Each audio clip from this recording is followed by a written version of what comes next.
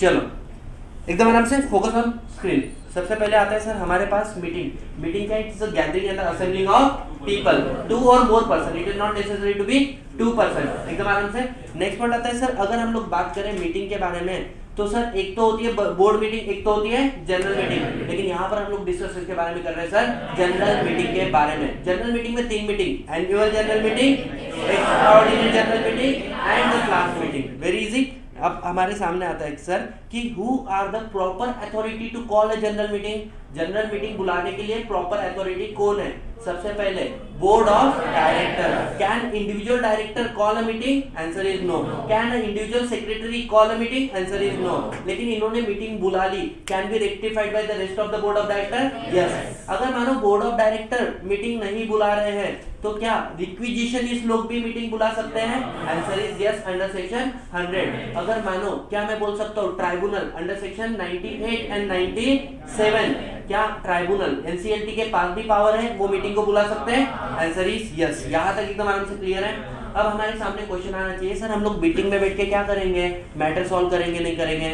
Decision लेंगे नहीं लेंगे? कौन से डिसीजन लेंगे, बिजनेस के या पर्सनल लाइफ के?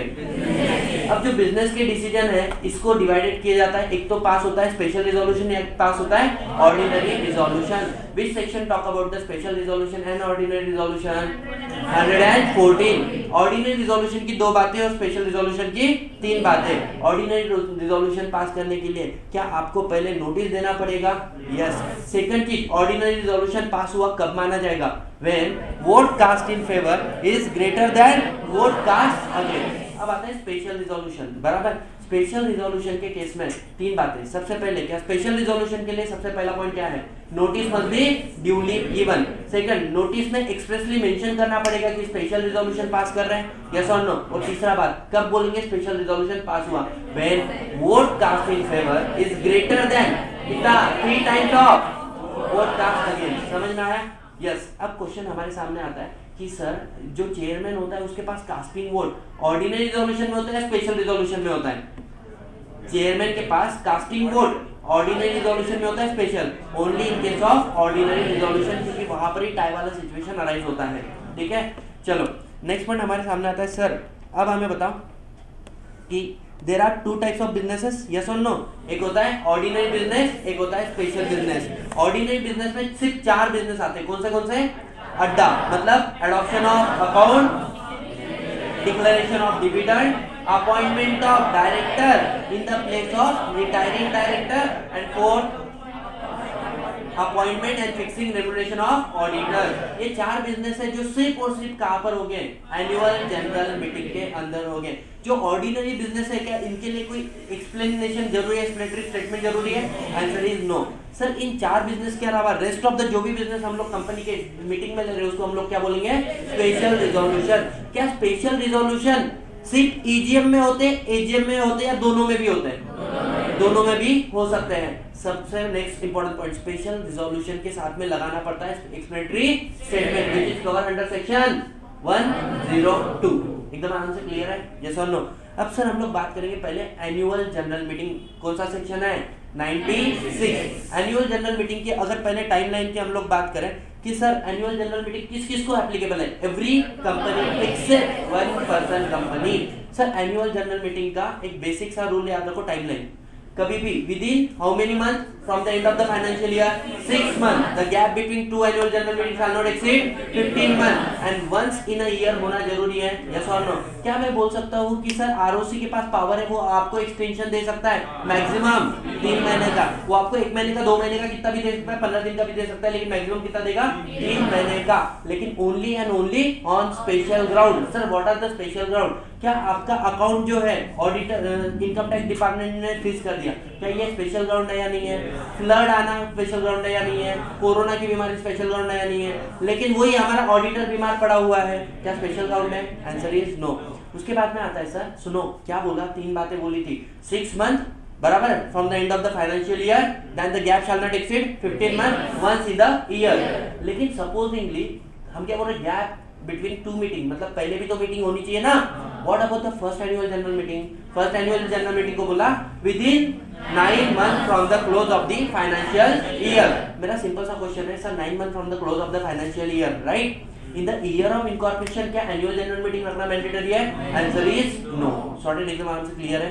नेक्स्ट पॉइंट आता है सर, अब मुझे आपका फर्स्ट एनुअल जनरल मीटिंग में आपको कोई एक्सटेंशन मिलेगा क्या? एट एनी कॉस्ट नॉट, ठीक है, नहीं मिलेगा। क्यों?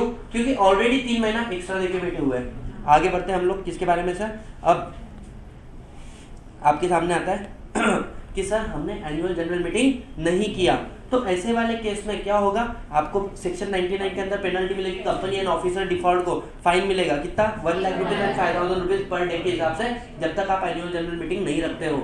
सेकंड इंपॉर्टेंट पॉइंट, क्या कोई मेंबर एनसीएलटी को रिक्वेस्ट कर सकता है कि यार हमारी company fail to conduct annual general meeting, yes और नो, और एनसीएलटी ऑर्डर देगा कि आपको एनुअल जनरल मीटिंग रखना पड़ेगा?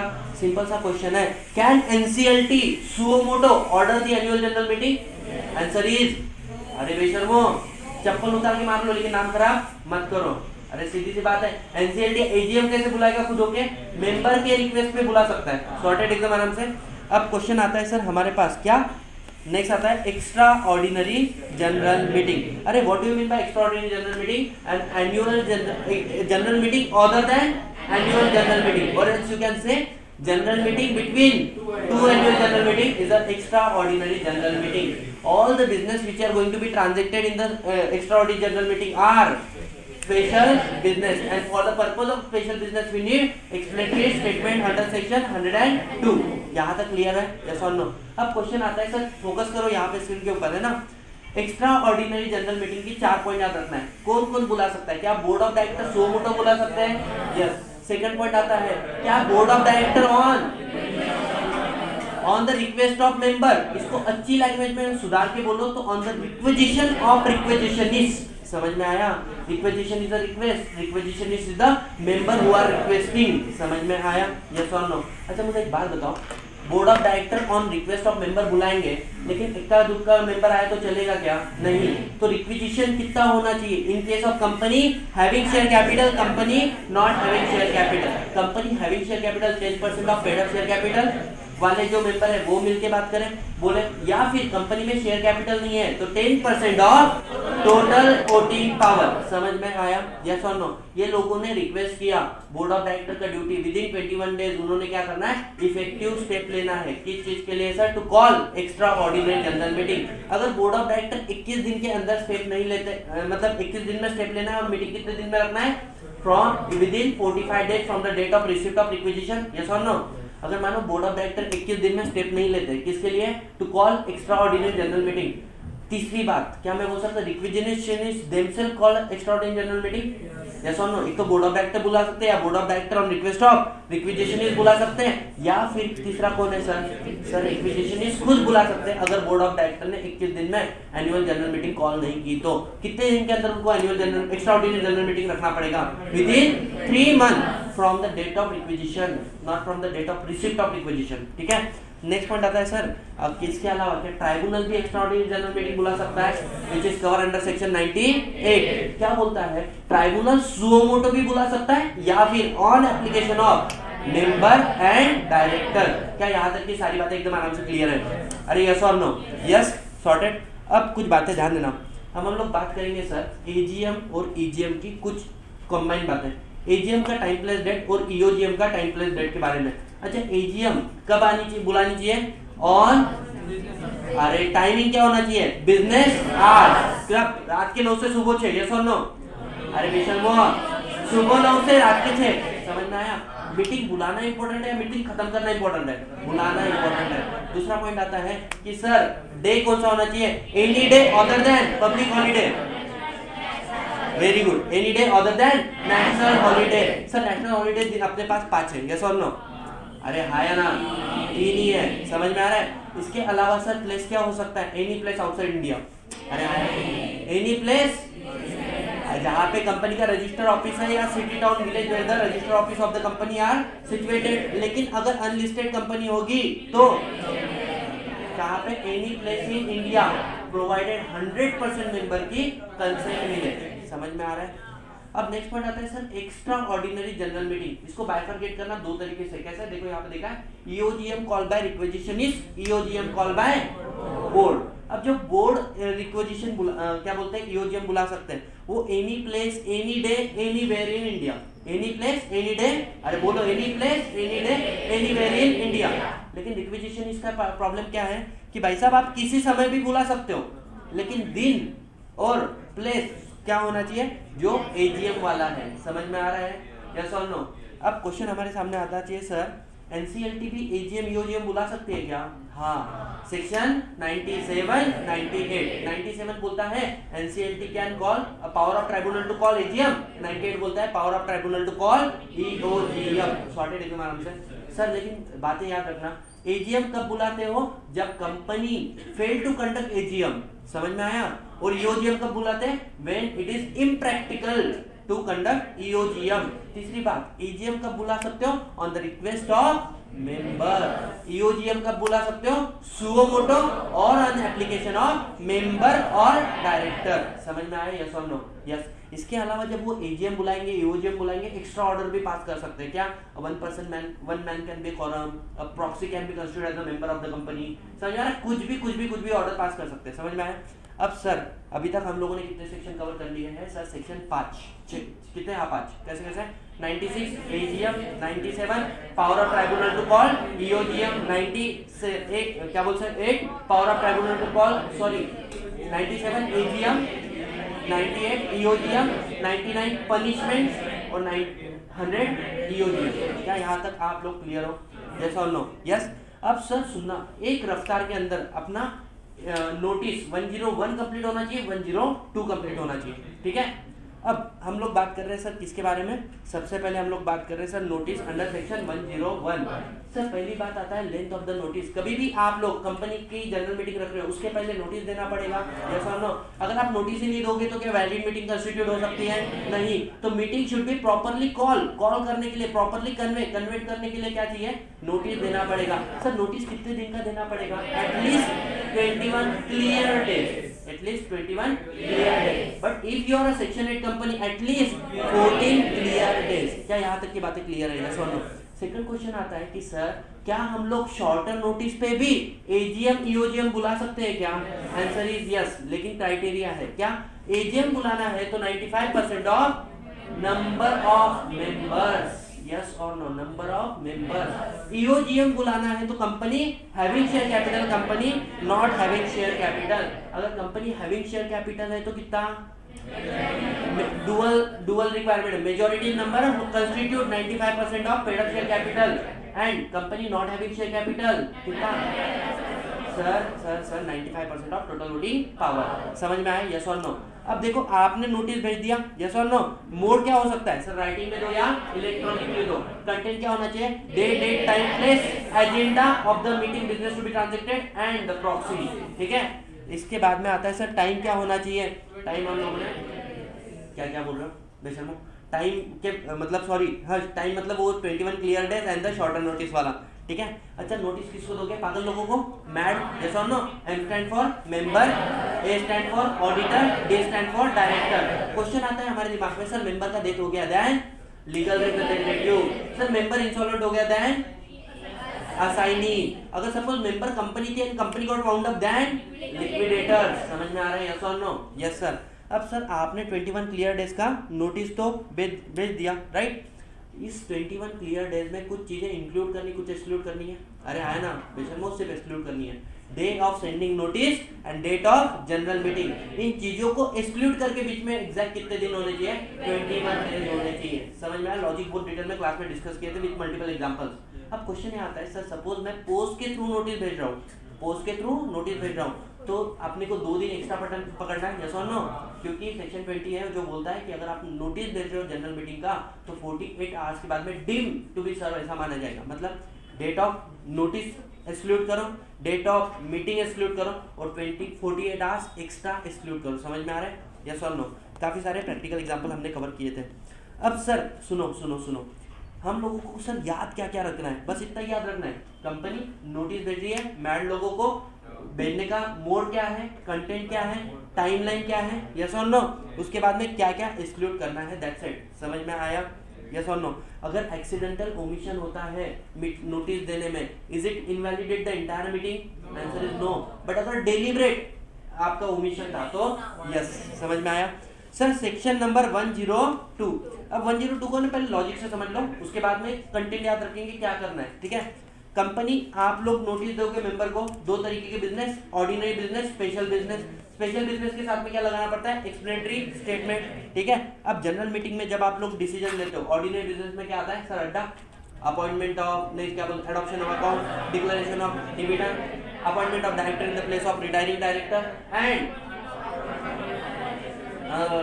Auditor appointment and fixing remuneration. Sorted? Yes sir. इसके अलावा जो भी बिजनेस, वो कौन से बिजनेस है, special business, other than ordinary business are special business, and explanatory statement shall be annexed to the notice of general meeting, जो क्या कर रहे हैं, स्पेशल बिजनेस के पर्पस को बता रहे हैं। सॉर्टेड? अब बच्चों मुझे एक बात बताओ, एक्सप्लेनेटरी स्टेटमेंट में हमें क्या बतानी है, चार बातें बतानी है। If you remember all the material fact, समझ में आ रहा है, सारे के सारे मटेरियल फैक्ट बताने, meaning, scope and implication of the transaction. अगर आप बायबैक करने होने वाले हो तो इसका इफेक्ट क्या होगा, बायबैक कर रहे हो तो क्यों कर रहे हो, मैंने आपको टेक ओवर के रीजन बताए थे, इफ यू रिमेंबर।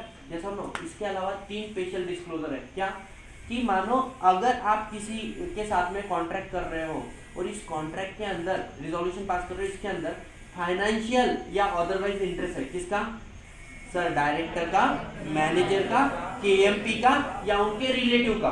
क्या ये बात भी आपको बतानी पड़ेगी? हाँ। मानो मेरी कंपनी किसी और कंपनी के साथ में ट्रांजैक्शन कर रही है और उस कंपनी के अंदर 2% या उससे ज्यादा शेयर होल्डिंग है, किसका, डायरेक्टर का, प्रमोटर का, मैनेजर का। तो क्या ये बात भी हमें बतानी पड़ेगी? Answer is yes. और तीसरी बात, अगर मानो हम लोग किसी के साथ में कोई एग्रीमेंट में एंटर हो रहे हैं, तो क्या कोई रिजोल्यूशन में एग्रीमेंट का रेफरेंस हो सकता है, कोई डॉक्यूमेंट का रेफरेंस हो सकता है, तो इस डॉक्यूमेंट को आप लोग कहां पर आके इंस्पेक्ट कर सकते हो, क्या ये भी बताना पड़ेगा, नहीं बताना पड़ेगा? Answer is yes. तो क्या मैं बोल सकता हूँ भाई सर, आपको चार बातें बतानी पड़ेगी, मोटा मोटी याद रखो, कैसे, all the material fact which is helpful for taking decision. Sorted? Yes और नो। दूसरा पॉइंट क्या बोला है कि सर फाइनेंशियल ऑर्डर इंटरेस्ट आ रहा है, किसका, डायरेक्टर, मैनेजर, केएमपी, रिलेटिव, या फिर किसी और कंपनी से ट्रांजैक्ट कर रहे हो जिसके अंदर 2% है, उससे ज्यादा होल्डिंग है, किसकी, director, promoter, KMP and manager की, या फिर कोई डॉक्यूमेंट का रेफरेंस आ रहा है रिजोल्यूशन के अंदर, तो उस डॉक्यूमेंट को हम लोग कहां पे इंस्पेक्ट कर सकते हैं, इसके बारे में बताना पड़ेगा। यस और no? Yes. This is all about what guys, section number 102। अब सपोजिंगली आपने कोई नॉन डिस्क्लोजर किया, आपने डिस्क्लोजर करने का जरूरत किसका है, प्रमोटर आप बताओ, डायरेक्टर आप बताओ, केएमपी आप बताओ, मैनेजर आप बताओ, ठीक है। आपको डिस्क्लोजर करना है। अगर आपने डिस्क्लोजर नहीं किया और आपने कोई अनड्यू गेन किया, मतलब आपको बेनिफिट हुआ उस ट्रांजैक्शन से, वो पैसा जो बेनिफिट का है वो आपका है या कंपनी का माना जाएगा, कंपनी का, क्या आपको ये रिटर्न देना पड़ेगा? अरे आया ना, यस। और सेकंड चीज क्या बोला है कि सर पैसा तो रिटर्न दो, इसके बाद में आपको पनिशमेंट भी है, क्या 50,000 और 5 टाइम्स ऑफ द अमाउंट। अगर मानो 1 करोड़ का प्रॉफिट हुआ, आपको 50,000 और 5 times of amount, 5 crore, 1 crore का 5 टाइम्स 5 करोड़, आपको 5 करोड़ एक्स्ट्रा, मतलब 1 करोड़ तो जो बेनिफिट हुआ वो दो, एक्स्ट्रा 5 करोड़ एक्स्ट्रा दो। और किसी और लॉ में आपको अगर फ्रॉड और चीटिंग के केस में पड़ रहा है तो उधर भी जाओ। समझ में आया? यस और no? We are done with section number 102। Anyone any single problem till now? जल्दी बताओ, यस और नो? अब सर सुनो, बहुत बहुत बहुत भयंकर इंपॉर्टेंट सेक्शन है 103 एंड 105। 104 इज नॉट मतलब दमदार सेक्शन नहीं है ना, फालतू वाला सेक्शन है। आ जाओ बच्चों, कोरम क्या होता है? कोरम मतलब minimum number of member required to be present at general meeting. अगर कम से कम लोग नहीं प्रेजेंट रहे तो क्या हम लोग एक मीटिंग को वैलिडली कॉन्स्टिट्यूट कर सकते हैं क्या? Answer is no. Sir in case of private company minimum number of member to be present कितने होने चाहिए? 2। In case of public company अगर आपके number of member as on date of general meeting, सबसे इंपॉर्टेंट बात है, not on the date of sending notice, on the date of general meeting 1000 तक का है तो कम से कम 5 मेंबर पर्सनली प्रेजेंट। अगर सर 101 से लेके अप टू 5000 है, 15 member must be personally present. Sir 5000 के ऊपर होगा तो minimum 30 member must be personally present. क्या आपको ये बात याद है? यस और नो? अब क्वेश्चन ये आता है कि सर कोरम के अंदर क्या हम लोग पर्सनली प्रेजेंट बोल रहे हैं? यस और नो? पर्सनली प्रेजेंट में प्रॉक्सी आता है नहीं आता है? अरे यस और नो? पर्सनली प्रेजेंट में प्रॉक्सी नहीं आता है। कनेक्ट करो सेक्शन 112 एंड 113। सेक्शन 112 क्या बोलता है कि सर अगर कोई गवर्नमेंट ने आपकी कंपनी की शेयर ली है, गवर्नमेंट मतलब एक तो प्रेसिडेंट ने या गवर्नर ऑफ द स्टेट ने, तो क्या वो पर्सनली आएंगे? क्या नहीं। तो वो किसको भेजते हैं? Authorised representative. क्या ऑथोराइज्ड रिप्रेजेंटेटिव को कोरम में काउंट किया जाएगा? नहीं काउंट किया जाएगा? Answer is yes. ठीक है सर, अगर कोई आपकी कंपनी में बॉडी कॉर्पोरेट कोई और कंपनी मेंबर है, क्या एक कंपनी दूसरी कंपनी की मीटिंग में आएगी क्या? अरे company does not have physical census ना, कैसे मीटिंग में आएगी? तो वो किसको भेजते हैं? Authorised representative. क्या ऑथोराइज्ड रिप्रेजेंटेटिव भी कोरम में काउंट होता है, नहीं होता है? Answer is yes. लेकिन क्या प्रॉक्सी कोरम में काउंट होता है? Answer is no. अच्छा सुनो, एक बात मुझे बताओ, जब हम लोग कोरम की बात कर रहे हैं, है ना, तो मीटिंग शुरू हुई, कोरम कितने समय के अंदर प्रेजेंट होना चाहिए? Within half hour. If the quorum is not present, तो क्वेश्चन आना चाहिए ये जो मीटिंग थी किसने बुलाई? बोर्ड ऑफ डायरेक्टर ने या रिक्विजिशन इसने? अगर रिक्विजिशन इसने बुलाई होगी तो मीटिंग हो जाएगी कैंसिल, बोर्ड ऑफ डायरेक्टर ने बुलाई होगी तो it is get adjourn on same day, same time, same place in the next week. समझ में आया? या any other day time place which is decided by board of director. अच्छा मुझे एक बात बताओ, इसमें भी नोटिस देना पड़ेगा? हाँ, मिनिमम 3 डेज का आपको नोटिस देना, 3 वर्किंग डेज का आपको नोटिस देना पड़ेगा। अच्छा, at adjourn meeting also quorum is not present, at adjourn meeting also quorum is not present, तो मिनिमम 2 मेंबर प्रेजेंट है क्या? बोले हाँ, दे कॉन्स्टिट्यूट वैलिड कोरम। 5 लोग चाहिए थे मीटिंग के लिए, 5 लोग पहले मीटिंग में कितना है? 3 ही आए, कोरम था नहीं, मीटिंग हो गई एडजर्न। एडजर्न मीटिंग में कितना है? 2 ही आए। क्या कोरम के लिए कितना चाहिए? 5 चाहिए, लेकिन कितना है? 2।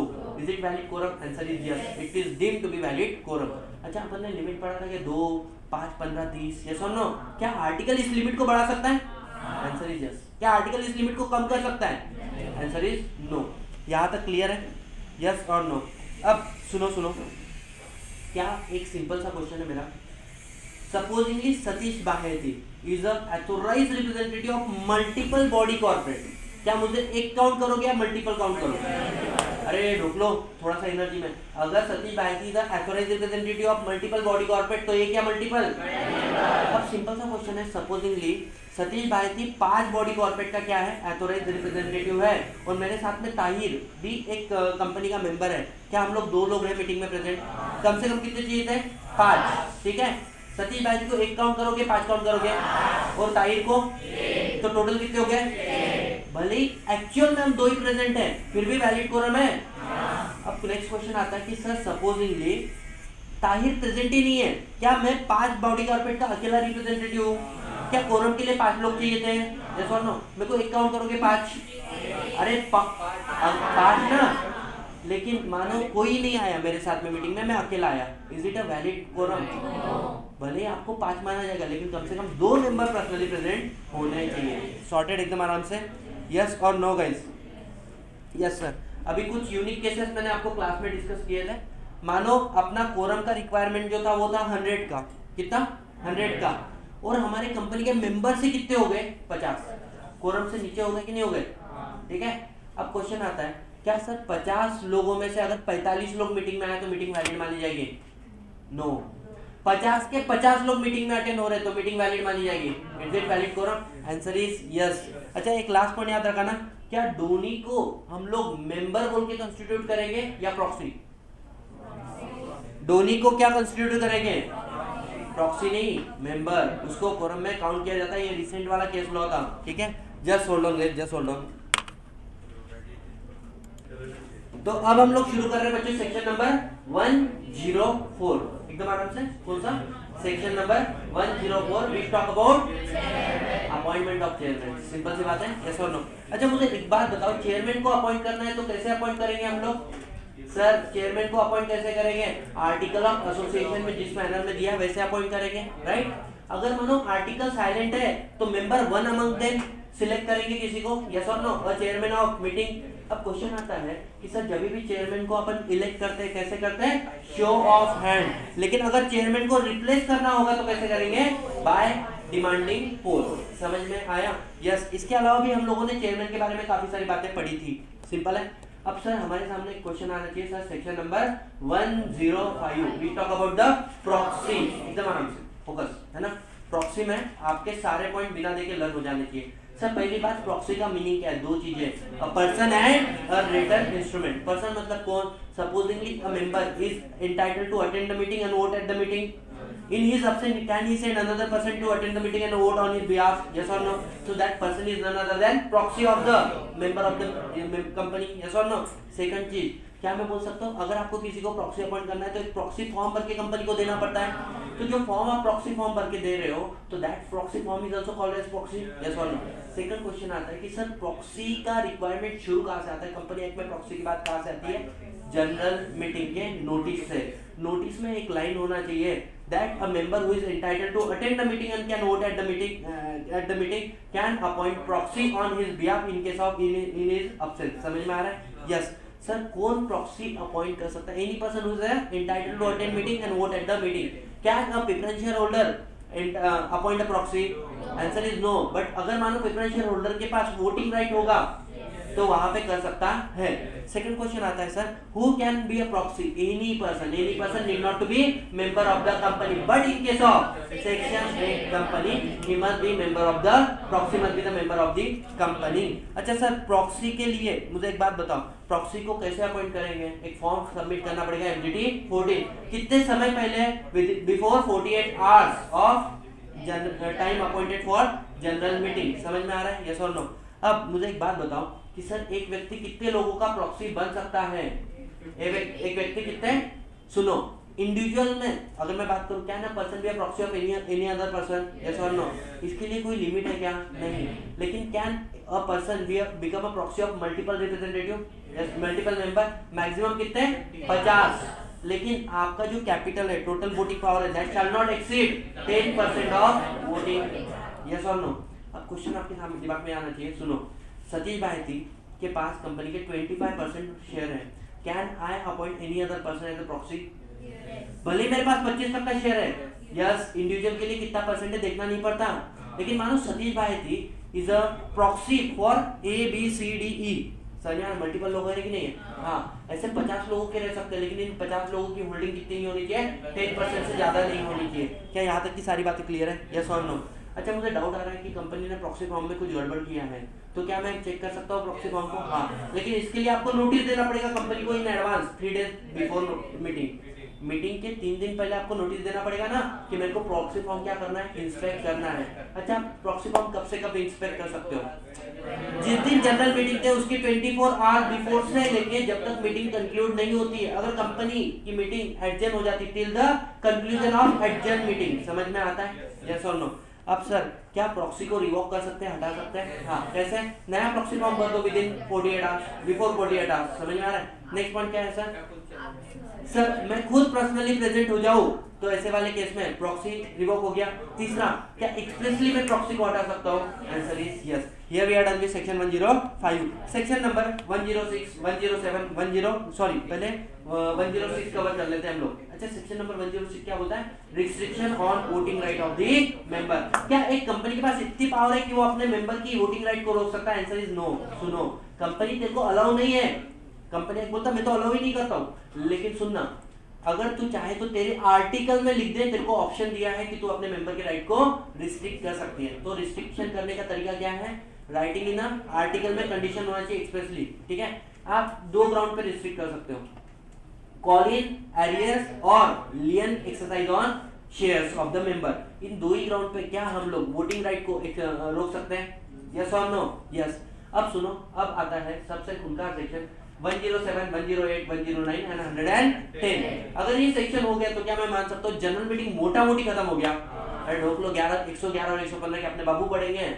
सुनो ना, है ना? अभी फोकस करो, इसके अलावा भी बाबू सोना वाले बाबू है ना, वो वाला नहीं, इधर फोकस करो। 107, 108, 109, 110, 111, 115, ये सारे इंपॉर्टेंट सेक्शन है। इसके बाद में तोबा कुछ काम का नहीं है ना, लेकिन अपन वो भी पढ़ेंगे। आ जाओ, section number 107 talk about show of hand, section 108 talk about EOT, section number 109 talk about poll and 110 talk about. अब लॉजिकली समझना, कभी भी किसी कंपनी का मीटिंग जो होता है तो सबसे पहले वोट कैसे किया जाता है? Show of hand. लेकिन शो ऑफ हैंड नहीं चलेगा, नहीं चलेगा, नहीं चलेगा। कब? अगर पोल डिमांड किया है, या फिर जहां पर EOT एप्लीकेबल है उस कंपनी में, या फिर जिस मैटर के लिए पोस्टल बैलेट भेजना है, ऐसे वाले केस में शो ऑफ हैंड चलेगा क्या? नहीं चलेगा। अच्छा सर, शो ऑफ हैंड का डिसीजन कंक्लूसिव कब माना जाएगा? जब चेयरमैन उसके रिजल्ट को डिक्लेयर करेगा और इसकी एंट्री मिनट्स बुक में कर देगा। समझ में आया? यस और नो? नेक्स्ट पॉइंट आता है, can a vote cast his vote differently, can a member cast his vote differently. मेरे पास 50 शेयर है, क्या मैं डिसाइड कर सकता हूँ 30 के लिए फेवर में 30 वोट, फेवर में 10 वोट, अगेंस्ट में 10 वोट को कास्ट ही नहीं करूंगा? आंसर इज यस, मेरी मर्जी। बराबर? कौन बोलता है? Section number 106। Section number 107 we talk about नहीं sorry 108 which talk about e voting. लेकिन ई वोटिंग पे जाने के पहले हमने क्या पढ़ लेना चाहिए, पोल। समझ में आ रहा है? तो पोल क्या कंसेप्ट है समझो। अब ध्यान देना, सबसे पहले कंपनी ने जनरल मीटिंग बुलाई, डिसीजन कैसे पास हुआ सर, शो ऑफ हैंड्स है, राइट। अब मेंबर बोलते हैं शो ऑफ हैंड का प्रॉब्लम क्या है, वन मैन वन वोट ना। जिसके पास एक शेयर है उसने हाँ बोला तो हाँ, मेरे पास 1 लाख शेयर है मैंने हाँ बोला तो भी हाँ। क्या है ना, इसे 1 लाख शेयर वाला शेयर होल्डर एंड 1 शेयर वाला share holder both are standing at the pari passu, एक दूसरे के समान हो गए ना। तो can a person demand a poll, yes और no? In case of poll 1 share 1 vote हो जाता है, ठीक है। तो शो ऑफ हैंड हुआ, फिर हमने क्या डिमांड किया, पोल डिमांड किया। जैसे ही पोल डिमांड किया तो हमें किसको अपॉइंट करना पड़ता है, स्क्रूटिनाइजर को अपॉइंट करना पड़ता है। स्क्रूटिनाइजर क्या अरेंज करता है, ballot paper.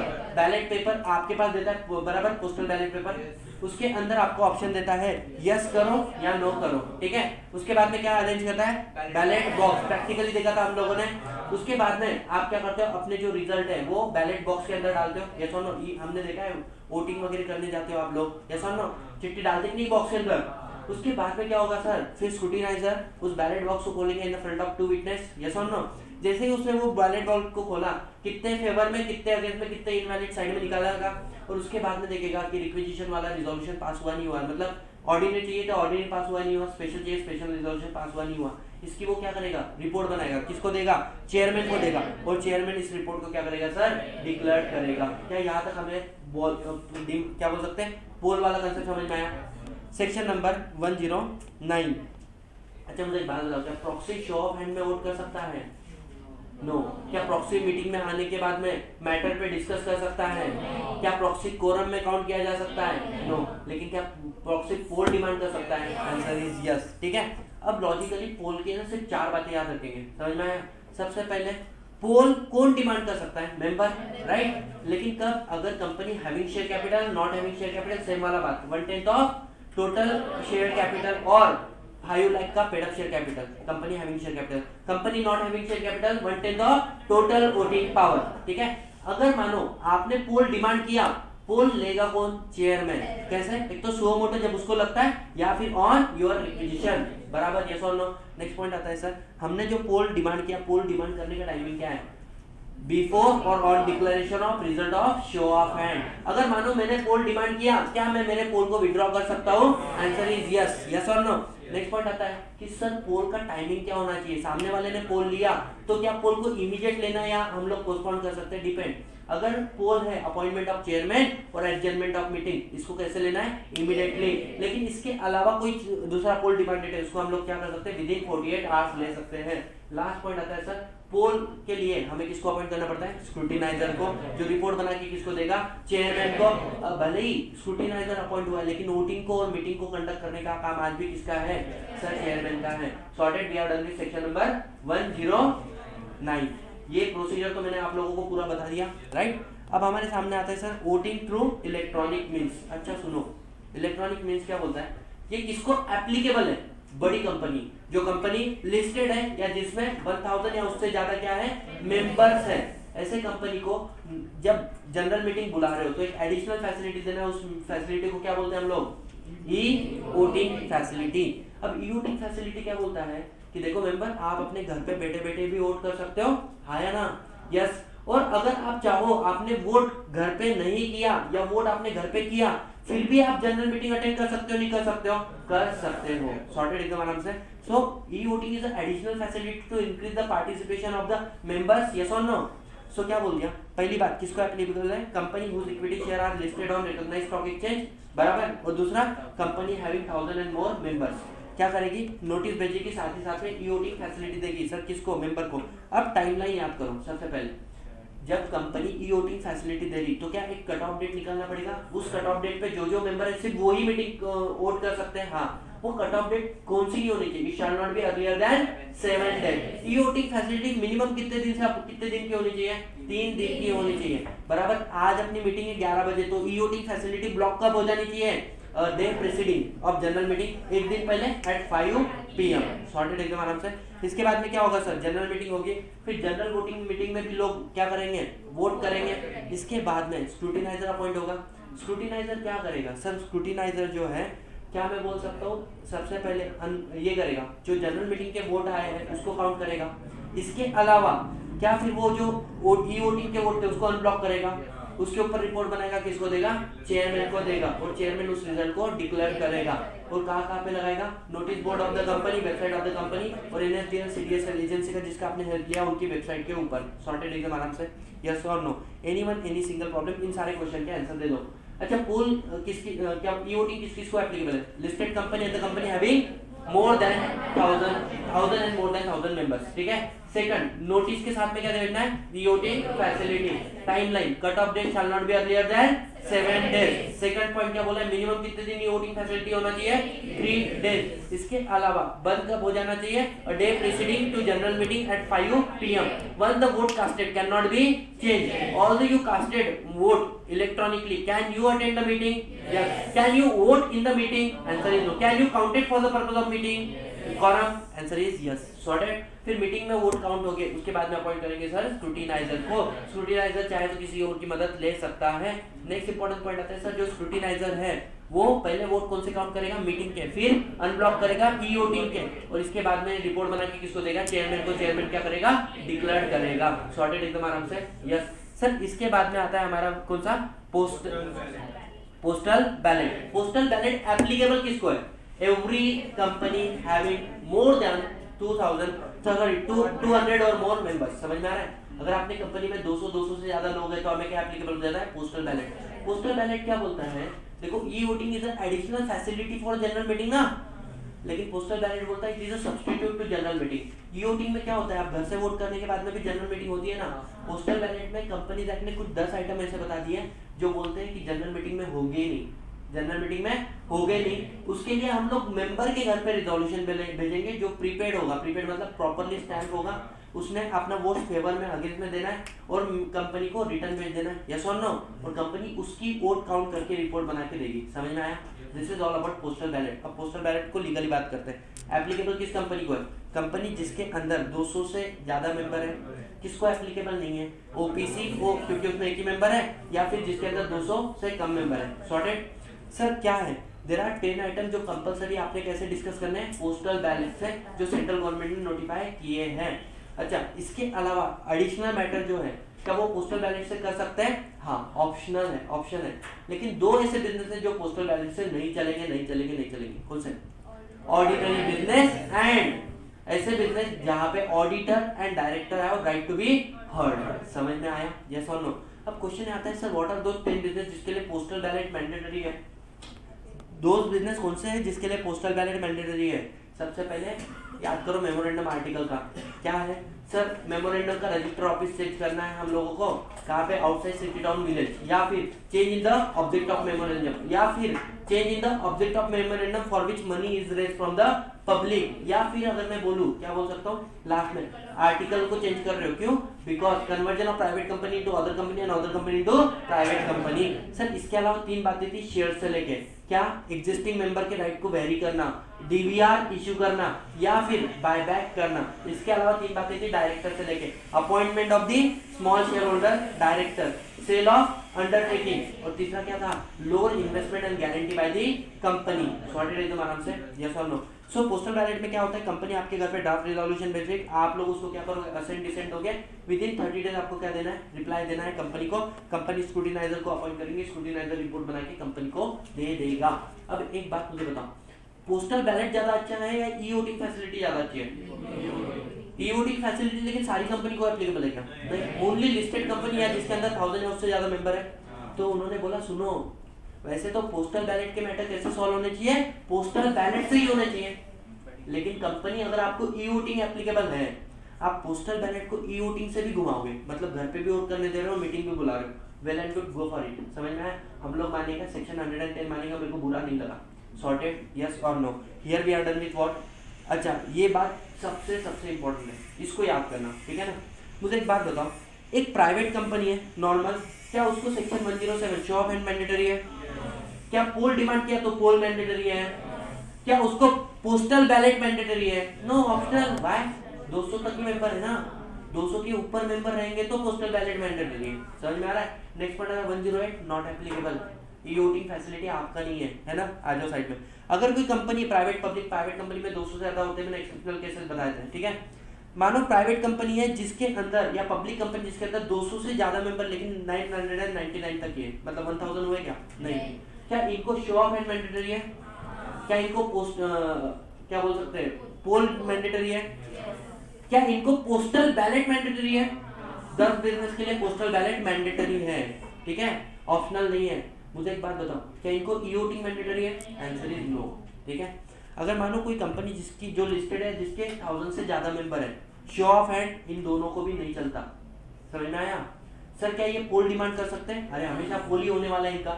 Sir postal ballot 10 item जो है ना, उसके लिए मैंडेटरी क्या कर सकते हैं? पोस्टल बैलेट के थ्रू भी जा सकते हैं या फिर ई-वोटिंग के थ्रू भी जा सकते हो। और नेक्स्ट पॉइंट क्या बोला है sir? Rest of the option, rest of the business, 10 item तो पोस्टल बैलेट वाले ना, रेस्ट ऑफ द बिजनेस आपको क्या करना पड़ेगा? Mandatory e-voting. समझ में आया? यस और नो? अब सर सुनो, सेक्शन 111, 115 को एक साथ में कंप्लीट करते हैं, ठीक है। 111 क्या बोलता है कि सपोज सतीश भाई को लगता है कंपनी के अंदर कोई रिजोल्यूशन पास हो जाना चाहिए, क्या मैं कंपनी को मेरा रिजोल्यूशन प्रपोज कर सकता हूँ? हाँ। लेकिन ये जो रिजोल्यूशन मैं कंपनी को दे रहा हूँ, मेरे को कितने समय के पहले देना पड़ेगा? कम से कम 6 हफ्ते पहले, 6 week before. I want a particular resolution to be pass at a meeting, yes और नो? तो वो मैं क्या दूंगा? कंपनी को दूंगा कम से कम 6 हफ्ते पहले, और कंपनी इस रिजोल्यूशन को करेगी circulate among the other members. समझ में आया? यस। नेक्स्ट पॉइंट आता है कि सर कंपनी ने कोई रिजोल्यूशन मुझे भेजा कि इस व्यक्ति को डायरेक्टर बोल के अपॉइंट करना। I don't want that person to be appointed as a director, why? Because I know the character of that person. तो क्या मैं मेरी स्टेटमेंट उस रिजोल्यूशन पे पास कर सकता हूँ? हाँ। मुझे मेरी statement on any particular resolution कितने समय पहले देनी पड़ती है? कम से कम 2 हफ्ते पहले। समझ में आया? यस और नो? यस। सो देखो, अ मेंबर जिसको लगता है रिक्वेजिशन यूज कर सकते हैं ना, company having share capital, not having share capital, अगर वो कोई चाहे तो प्रपोज रिजोल्यूशन दे सकते हैं, लेकिन उनको 6 हफ्ते पहले देना पड़ेगा। किसको? कंपनी को। कंपनी नोटिस देगी 21 क्लियर डे का, किसको? मेंबर को। आइटम 1, 2, 3 ट्रांजेक्ट करना है। मेंबर को लगता है कि इनमें से किसी चीज के ऊपर हमारे स्टेटमेंट जाने चाहिए, तो मेंबर को कितने दिन पहले देने पड़ेंगे? 2 वीक बिफोर इन एडवांस। और इस चीज को कंपनी करेगी circulate. Company is not bound to circulate. Company not bound to circulate कब? अगर आपने 6 हफ्ते पहले एडवांस में रिजोल्यूशन नहीं दिया, या 2 हफ्ते पहले आपने एडवांस में क्या नहीं दिया? स्टेटमेंट नहीं दिया, या फिर आपने रिजोल्यूशन और स्टेटमेंट तो दिया लेकिन कंपनी को खर्चा पानी नहीं दिया, तो कंपनी क्या जबरदस्ती करेगी क्या? आंसर इज नो, ठीक है। अच्छा मुझे एक बात बताओ कि मानो सतीश भाई बोल रहा है किसी व्यक्ति, पर्टिकुलर व्यक्ति को हटाओ, जबकि वो व्यक्ति अच्छा है, या सतीश कोई अच्छा व्यक्ति अपॉइंट हो रहा है जिसको मैं गाली गलौज कर रहा हूँ, और मैं बोल रहा हूँ ये तो मेरा राइट है, तुमको तो मेरे स्टेटमेंट सर्कुलेट करने पड़ेंगे। कंपनी क्या कर सकती है? किसके पास जाएगी? Central government. और सेंट्रल गवर्नमेंट को लगता है कि भाई साहब ये सतीश भाई जो है ये अपने राइट का अब्यूज कर रहा है, गलत इस्तेमाल कर रहा है, राइट, या अननेसेसरी पब्लिसिटी गेन करने की कोशिश कर रहा है, तो क्या सेंट्रल गवर्नमेंट डिक्लेयर कर सकती है company are not bound to declare his statement, his resolution? Answer is yes. Sorted एकदम आराम से। सर सुनो ना, सेक्शन नंबर 115 किसके? जनरली कंपनी नोटिस भेजती है मेंबर को, लेकिन 115 में मेंबर नोटिस भेज रहे हैं कंपनी को। This is not a normal notice, it is a special notice. सिर्फ 5 तरीके के बिजनेस को आता है। कब? मानो किसी डायरेक्टर को रिमूव करना है, किसी ऑडिटर को रिमूव करना है, या कोई ऑडिटर जा रहा है उसकी जगह पे नया ऑडिटर अपॉइंट करना है, या फिर जो ऑडिटर जा रहा है रिटायर हो रहा है उसको एक्सप्रेसली फिर से अपॉइंट नहीं करना है। इन सारे बिजनेस के लिए क्या मैं कंपनी को बोल सकता हूँ कि कंपनी ये सारे काम करने, मतलब remove the auditor, remove the director, not appoint the retiring auditor or appoint another auditor in the place of retiring auditor, yes or no? मेरे को बताओ मैं ये नोटिस कितने दिन पहले दूं कंपनी को? बोले सर कम से कम 14 days before but not earlier than 3 months। समझ में आया? अब कंपनी मीटिंग के अंदर क्या करेगी? मैंने मानो 14 दिन पहले कंपनी को दिया, कंपनी आगे मेंबर को कितने दिन में देगी? 7 days बिफोर द मीटिंग। कैसे देगी? अगर प्रैक्टिकली पॉसिबल है तो इंडिविजुअली दो, नहीं पॉसिबल है तो न्यूज़पेपर में पब्लिश कर दो। फिर क्या होगा सर? मीटिंग के अंदर we will take the decision. Sorted एकदम आराम से। यस और no? Here we are done with section number 115। अब खत्म हो गया 116। याद करो क्या था? अगर मानो ओरिजिनल मीटिंग एडजर्न हो जाती है, हमने 10 आइटम डिस्कस करने थे, 6 आइटम हमने ओरिजिनल मीटिंग में डिस्कस कर दिए और 4 आइटम हमने एडजर्न मीटिंग में डिस्कस किए। मुझे एक बात बताओ, क्या adjourn meeting is it a separate meeting और is it a continuation of the original meeting? It is a continuation of original meeting. So the resolution pass on the date of adjourn meeting, क्या मानूं, वो adjourn meeting के दिन pass हुए या AGM के दिन पास हुए? It is pass on the date, it is in fact pass not on the earlier date. समझ में आया? ऐसा माना जाएगा वो रिजोल्यूशन कब पास हुआ? On the date of adjourn meeting. क्या यहाँ तक की सारी बातें क्लियर है? यस और नो? सर सारे सेक्शन लगभग हो चुके हैं, छोटे मोटे सेक्शन बाकी है 3-4, ठीक है। सेक्शन नंबर 117 क्या बोलता है कि कंपनी जब भी कभी तू स्पेशल रिजोल्यूशन पास करेगा, जब भी कभी तू unanimous resolution of shareholder pass करेगा, या तू बोर्ड ऑफ डायरेक्टर का रिजोल्यूशन पास करेगा, या मैनेजिंग डायरेक्टर के साथ में एग्रीमेंट करेगा, कौन सा? अपॉइंटमेंट, रीअपॉइंटमेंट, फिक्सिंग रेम्यूनरेशन, ठीक है। इसका नोटिस तू किसको देगा? आरओसी को। कितने दिन के अंदर? 30 डेज में, इन द फॉर्म एमजीटी 14। समझ में आया? मतलब resolution and agreement to be file with ROC within 30 days from in the form number MGT 14। समझ में आया? यस और नो? सर ये कौन सा सेक्शन था? Section number 117। We are done, right. अब आता है इसके बाद में सर हमारा सेक्शन नंबर 118, 119। 118 क्या बोलता है? मिनट्स एंड 119 बोलता है इंस्पेक्शन। इजी रखो, 4 पॉइंट पढ़ेंगे, खत्म करेंगे, ठीक है। पहली बात, मिनट्स किसके बनते हैं? 4 मीटिंग के प्रोसीडिंग की, 4 मीटिंग के प्रोसीडिंग की और एक पोस्टल बैलेट के रिजोल्यूशन की। मतलब बोर्ड मीटिंग हुआ, कमिटी मीटिंग हुआ, जनरल मीटिंग हुआ या क्लास मीटिंग हुआ, इनकी जो भी प्रोसीडिंग है वो हम लोग क्या करेंगे? उसके प्रोसीडिंग की प्रिपेयर करेंगे मिनट्स, उसको क्या करेंगे सर? साइन करेंगे, डेट करेंगे। समझ में आया? यस और नो? इसके बाद में नेक्स्ट पॉइंट आता है सर, कितने दिन में आपके मिनट बन जाने चाहिए? Within 30 days. समझ में आया? यस और नो? अब क्वेश्चन आता है सर मिनट्स के कंटेंट क्या रहेंगे? The proceeding of the meeting, जो जो मीटिंग में हुआ and the resolution pass by the postal ballot, वो होना चाहिए। इन केस ऑफ बोर्ड मीटिंग 2-3 बातें एक्स्ट्रा लिखनी पड़ती है। क्या? कितने डायरेक्टर प्रेजेंट हुए, कितने डायरेक्टर ने वोट अगेंस्ट में कास्ट किया। नेक्स्ट पॉइंट आता है description of the chairman. Minutes में क्या रखना है, क्या नहीं रखना है, किसकी इच्छा है? चेयरमैन की इच्छा है। समझ में आ रहा है? उसके बाद में अगर आपने कोई चीज मिनट्स में क्या कर दी? दर्ज कर दी, तो क्या मैं बोल सकता हूँ उसको आप कोर्ट के अंदर एज अ प्रोसीडिंग के अंदर एविडेंस बोल के यूज कर सकते हो? Answer is yes. एक बार मिनट्स बुक बन जाए, एक्चुअल वाली मीटिंग हो या ना हो, हम लोग मानते कि मीटिंग सही से बुलाई गई थी, मीटिंग सही से हुई है और मीटिंग को सही तरीके से कंक्लूड किया गया है। Sorted, right. सबसे इंपॉर्टेंट बात क्या आता है सर? Signing off minutes. सुनो, मिनट बनने कितने दिन के अंदर चाहिए? 30 दिन के अंदर। अब क्वेश्चन ये आता है मिनट साइन कितने दिन के अंदर होने चाहिए? सुनो, in case of general meeting there is a time limit 30 days के अंदर हो जानी चाहिए। बोर्ड मीटिंग में टाइम लिमिट नहीं है। क्यों? क्योंकि बोर्ड मीटिंग साइन कौन करता है? बोर्ड मीटिंग के मिनट्स कौन साइन करता है? Chairman of that board meeting. अगर वो बोर्ड मीटिंग का चेयरमैन नहीं अवेलेबल है तो chairman of next board meeting. अरे बोर्ड मीटिंग तो फ्रीक्वेंटली होते रहते हैं ना, 3-3 महीने में, तो इस मीटिंग का नहीं तो अगले मीटिंग का, तो प्रिपेयर 30 दिन में करने, साइन भले अगले बोर्ड मीटिंग में होगा तो भी चलता। समझ में हुआ? जनरल मीटिंग ऐसा नहीं है। जनरल मीटिंग में साइन कौन करेगा? Chairman of that general meeting. अगर वो चेयरमैन का डेथ हो गया, इनएबिलिटी है, तो बोर्ड ऑफ डायरेक्टर किसी और डायरेक्टर को ऑथराइज करेगा, बेटा तू साइन कर ले 30 दिन के अंदर। समझ में आया? Yes sir. अब क्वेश्चन आता है कहाँ हम जो मिनट्स बुक बना रहे कहाँ पे रखे? जनरल मीटिंग का रजिस्टर ऑफिस। समझ में आ रहा है? वहीं पे रखना पड़ेगा। और सर इसके अलावा बोर्ड मीटिंग का रजिस्टर ऑफिस और any other place in India. Sir कब तक रखना है? 8 साल, 10 साल, 12 साल? Permanently. Sorted, we are done with the क्या? Minutes of the meeting. Question आता है सर इंस्पेक्शन। मुझे एक बात बताओ, अगर आपको मिनट्स का इंस्पेक्शन देना है तो क्या आप फिजिकली जाके कर सकते हो? हाँ, free of cost. Sorted, right. अगर मानो आप लोग फिजिकली जाके नहीं करना चाहते हो तो क्या आप रिक्वेस्ट कर सकते हो कंपनी को? हाँ, एंड कंपनी ने वो आपको फर्निश करना चाहिए विद इन 7 डेज। ठीक है। नेक्स्ट पॉइंट आता है सर, मुझे एक बात बताओ कि अगर मैं फिजिकली जा रहा हूँ तो मैं कभी भी जा सकता हूँ रात बेरात? Answer is no, during business hours. ठीक है। बिजनेस आवर्स में भी हर दिन, मतलब सुबह 9 से 6 ऐसा नहीं है। कंपनी अपने आर्टिकल में लिख सकती है कि भाई साहब 1 बजे से लेकर 3 बजे, मतलब minimum 2 hours of a day company को मैंडेटरी है। सेकंड चीज सर, क्या कॉस्ट है? अगर आपको फिजिकल इंस्पेक्शन लेना है तो कोई कॉस्ट नहीं है। अगर आपको सॉफ्ट कॉपी चाहिए लास्ट 3 साल की तो भी कोई खर्चा नहीं है। लेकिन आपको सॉफ्ट कॉपी चाहिए 3 साल के पुराने वाली, या हार्ड कॉपी आपको चाहिए, तो ऐसे केस में आपको मैक्सिमम 10 रुपीज पर डे पर पेज लगेगा। समझ में आया? Yes sir. अब सुनो, मानो आपने रिक्वेस्ट किया कंपनी को, मेरे को मिनट बुक चाहिए, कंपनी ने रिफ्यूज किया, आप लोग किसके पास चल जाओ? ट्राइब्यूनल के पास। तो ट्राइब्यूनल क्या करेगा? ऑर्डर देगा। समझ में आया? यस और नो? यस। नेक्स्ट पॉइंट आता है सर हमारा 120। 120 क्या बोलता है? क्या आज के डेट में सेक्शन इंपॉर्टेंट है क्या? नहीं।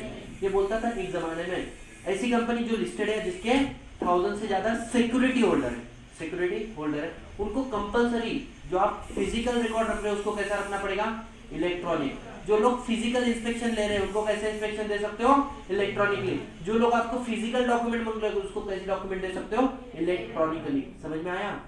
लेकिन ये शाल को हमने कर दिया कट करके में आ गया, मतलब एज ऑन डेट कंपनी यू में मेंटेन रजिस्टर रिकॉर्ड, है ना, इन द इलेक्ट्रॉनिक यू में, बराबर। Second, you may allow inspection in the electronic form or you may give copy in the electronic form। समझ में आया?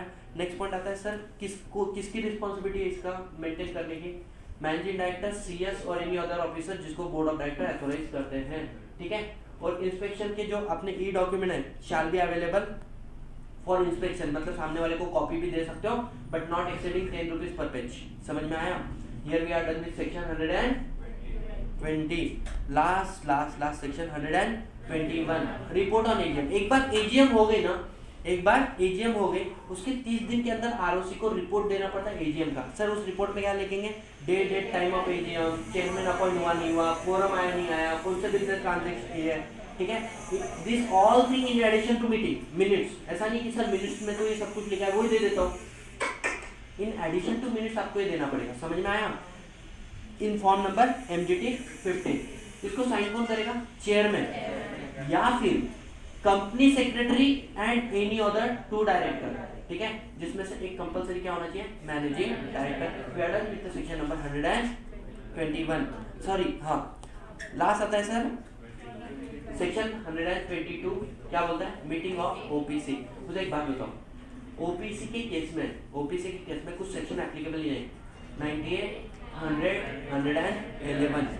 नेक्स्ट पॉइंट आता है सर ओपीसी के केस में अगर एक ही मेंबर है, क्या वो मीटिंग की नोटिस बुलाएगा, ये करेगा वो करेगा, नहीं। वो क्या करेगा, शांति से बैठेगा, एक बुक पे लिखेगा कि मैंने ये डिसीजन लिया, कंपनी को इन्फॉर्म करेगा, कंपनी वो मिनट बुक में एंटर कर लेंगे, खत्म, सॉर्टेड। यस और no, member shall communicate to OPC, enter the resolution जो डिसीजन लिया इन द मिनट बुक, और तीसरा क्या है, उसको साइन करेगा, डेट करेगा, खत्म। ओपीसी में एक मेंबर से ज्यादा नहीं हो सकते, लेकिन एक से ज्यादा डायरेक्टर हो सकते हैं। हाँ, तो एक से ज्यादा डायरेक्टर तो सेक्शन 173 बात करता है आगे, लेकिन एक ही डायरेक्टर होगा तो बोला सुनो डायरेक्टर आप बैठो एक जगह पे, एंट्री करो मिनट बुक के अंदर, डेट साइन करो, मीटिंग डन, अंडरस्टैंड, यस और नो। अब सुनो एक बात मैं आपको बता रहा हूँ, है ना, section 101, 2, section 107 and section 109 is not applicable on private company. अगर कंपनी के आर्टिकल में कुछ अलग लिखा है तो, मतलब 101 क्या था, notice, 102 explanatory statement, 103 forum, 104 chairman, 105 106 restriction on voting right, 107 अब 108 तो ईओटी के एप्लीकेबल ही नहीं है वैसे भी, एंड 109 पोल। प्राइवेट कंपनी तू है ना, इसको मान मत, तू तेरे मीटिंग में तेरे आर्टिकल में लिख, इन केस ऑफ क्या बोल सकते हैं, मतलब कोरम तू ज्यादा लिख, तू अलग लिख, फर्क नहीं पड़ता, बराबर। नोटिस कितने दिन का है, 21 क्लियर डेज का है, तू लिख 2 क्लियर डेज, अपने को चलेगा, समझ में आया। 1 हाफ डे तू लिख, चल जाएगा, समझ में आ रहा है। तो ये मैंने स्टार्टिंग में क्यों नहीं बताया, क्योंकि पहले अगर मैं स्टार्टिंग में बताऊंगा तो हर सेक्शन के बीच में तुम दिमाग लगाना चालू करोगे, सर ऐसा वैसा ऐसा वैसा, एक बार बताया सब खत्म ना, यस और no. Guys, we are done with the entire general meeting chapter in the span of 54 minutes. अभी सुनो,